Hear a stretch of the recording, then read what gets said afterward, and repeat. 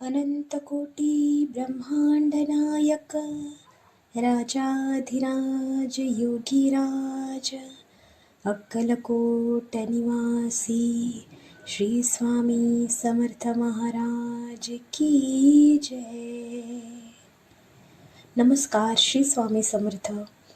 आपण सर्वजण स्वामींचा असा जय जयकार करत असतो. यामध्ये स्वामींना आपण ब्रह्मांड नायक असे संबोधतो. ब्रह्मांड नायक या शब्दाचा अर्थ ज्यांच्या नियंत्रणामध्ये अनंत कोटी ब्रह्मांड आहेत असा नायक असा होतो. स्वामींना ब्रह्मांड नायक असे का म्हटले जाते? स्वामींच्या फोटोकडे लक्ष देऊन बघितलं असता आपल्याला स्वामींच्या उजव्या हाताच्या 2 बोटांच्या चिमटीमध्ये एक गोटी असल्याचे दिसून येते.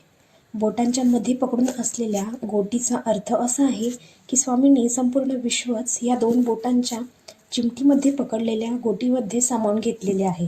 आणि म्हणूनच स्वामींना भक्तिभावाने संपूर्ण विश्वाचे नायक म्हणजेच ब्रह्मांड नायक असे संबोधतात. स्वामींच्या हातातील या काचेच्या गोटीला इंद्रनीलमणी असे म्हणतात. तर ह्या गोटीचे रहस्य काय आहे ते जाणून घेऊया. एकदा स्वामी महाराज आणि परमपूज्य मामासाहेब देशपांडे यांच्यामध्ये या गोटीबद्दल संवाद सुरू असताना मामासाहेब देशपांडे यांनी स्वामींना त्या गोटीबद्दल विचारले. तेव्हा स्वामी महाराजांनी हसून म्हटले, तुला पाहायचे आहे का ही गोटी काय आहे ती?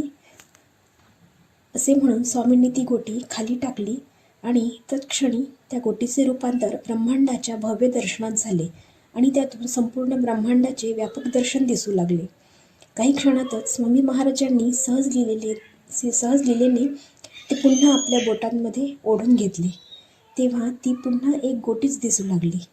याद्वारे स्वामींनी आपण ब्रह्मांड नायक असून संपूर्ण सृष्टी आपल्या नियंत्रणात असल्याचे आणि सूचित केले. पुढे म्हणाले, आम्ही हे धरून आहोत तोपर्यंत सृष्टी आहे, आम्ही सोडले की सारे संपले, असा सूचक संदेश स्वामींनी या गोटीद्वारे दिला होता. त्यानंतर स्वामी अनेकदा ही गोटी बोटांमध्ये फिरवत असत, ज्याला एक प्रकारची योगिक मुद्रा किंवा वैश्विक शक्तीचे संचालन मानले जाते. सध्याचे स्थान या दिव्य इंद्रनीलमण्याचे दर्शन आजही श्री स्वामी समर्थ मन मंदिर, मेनसे गल्ली, बेळगाव येथे घेता येते. थोडक्यात ती गोटी केवळ एक वस्तू नसून ती स्वामी समर्थांच्या अमर्याद शक्तीचे आणि विश्वाच्या चालकत्वाचे प्रतीक आहे. स्वामी महाराज हे साऱ्या जगाचे मालक, पालक आणि चालक आहेत. स्वामी समर्थांना ब्रह्मांड नायक म्हणून संबोधण्यामागे अनेक आध्यात्मिक आणि तात्विक कारणे आहेत. स्वामी समर्थ हे भगवान दत्तात्रेयांचे 3रे पूर्णावतार मानले जातात. दत्तात्रेय हे ब्रह्मा, विष्णू आणि महेश या त्रिमूर्तीचे एकत्रित रूप असल्याने ते संपूर्ण विश्वाचे पालन करते आणि संहारक आहेत. म्हणून त्यांना ब्रह्मांड नायक म्हटले जाते. स्वामींनी स्वतः सांगितले आहे की हम गया नहीं जिंदा है, आम्ही कुठेही गेलो नाही, आम्ही सदैव तुमच्या पाठीशी आहोत. स्वामींचे हे अभिवचन त्यांच्या सर्वव्यापी अस्तित्वाची आणि त्यांच्या सर्वव्यापी स्वरूपाची साक्ष देते, जे केवळ एका ब्रह्मांड नायकाचेच लक्षण असू शकते. ह्यावरून जसे स्वामींचे ब्रह्मांड नायक असल्याचे स्पष्ट होते, तशा प्रकारचा एक वेगळा अनुभव श्री स्वामी महाराजांच्या मुंबापुरी गादीचे म्हणजेच सध्याचे मुंबई इथले मुख्याधिकारी हरिभाऊ तावडे म्हणजेच स्वामीसूत महाराजांनी लिहिलेल्या श्री स्वामी समर्थ जन्मकांड या प्रकरणात स्पष्ट उल्लेख आहे. भगवंतांचा परमभक्त विजयसिंग हा भगवंताला गोटी मानून खेळ करत आहे.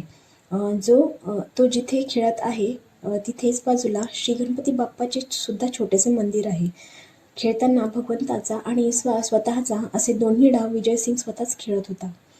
तेव्हा 8 वर्षाच्या विजयसिंगच्या निमित्ताने म्हणून श्री गणपती बाप्पाच्या साक्षीने श्री स्वामी समर्थ महाराज तिथे प्रगट झाले.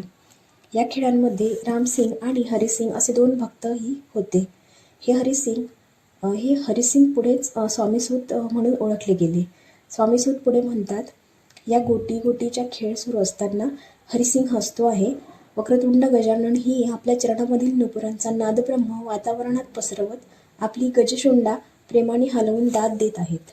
तेव्हा त्या मंदिराच्या एका खांबातून तिथे श्रीहरी विष्णू प्रगटले.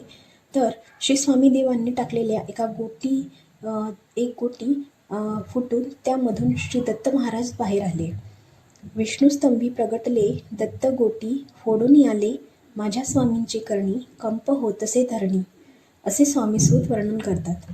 स्वामीसूत इथे हेच संबोधत आहेत की श्री स्वामी महाराजांच्या हातात जी गोटी आहे त्यामध्ये ब्रह्मांड आहेत आणि विविध देवताही आहेत.